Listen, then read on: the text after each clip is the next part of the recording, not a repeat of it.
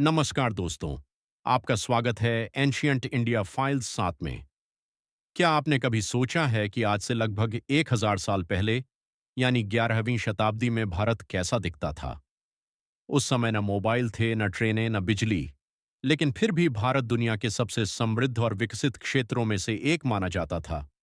आइए समय की यात्रा करते हैं और जानते हैं कि 1000 साल पहले का भारत कैसा था।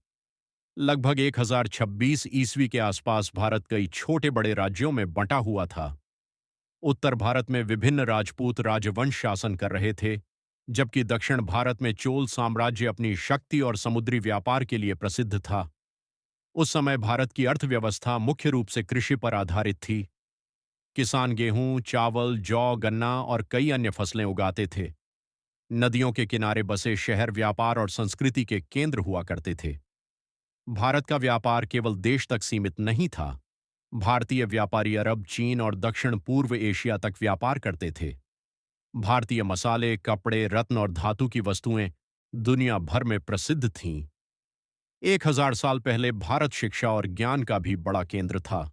गणित, खगोल विज्ञान, चिकित्सा और दर्शन के क्षेत्र में भारतीय विद्वानों का योगदान दुनिया भर में जाना जाता था।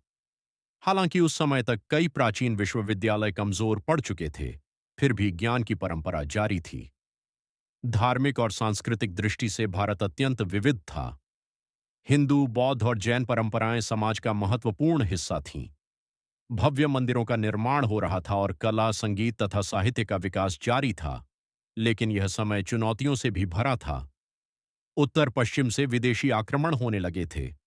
विशेष रूप से महमूद गजनवी के आक्रमणों ने कई क्षेत्रों को प्रभावित किया।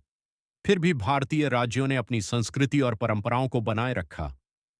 यदि कोई व्यक्ति उस समय के भारत में जाता, तो उसे विशाल मंदिर, व्यस्त बाजार, कृषि से भरे गांव, घोड़ों और हाथियों की सेनाएं तथा रंग बिरंगी सांस्कृतिक परंपराएं देखने को मिलतीं।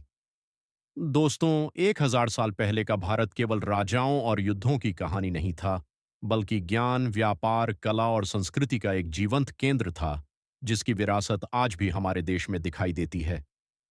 अगर आपको ये वीडियो पसंद आया हो तो लाइक करें, चैनल एंशियंट इंडिया फाइल्स 7 को सब्सक्राइब करें और ऐसी ही ऐतिहासिक जानकारियों के लिए जुड़े रहें।